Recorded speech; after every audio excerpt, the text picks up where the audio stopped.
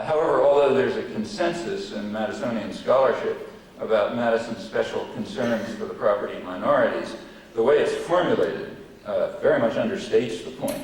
So let's go back to Banning's statement. Throughout his life, Madison kept to his principle that in a just and free society, the rights both of property and of persons ought to be effectively guarded. That's the standard formulation, but it's quite misleading because, for obvious reasons, we have to ask, what are the rights of property? All right, so let's say, take my pen. What rights does it have? Well, my pen has no rights. Property has no rights.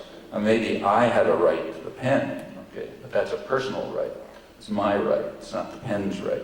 And in general, property has no rights, obviously.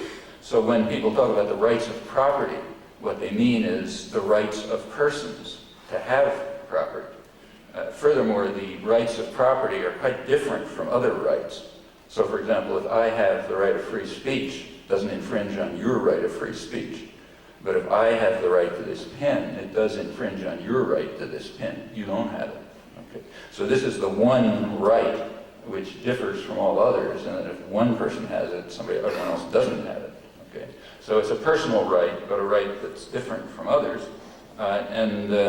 When we recognize that, which is sort of should be truisms, and we restate the principle, it turns out that governments must guard the rights of persons generally, but they must provide special and additional guarantees for the rights of one class of persons, namely property owners, the landed proprietors in England, and the opulent minority here, who have to be protected against the majority. That's the fundamental principle of democracy.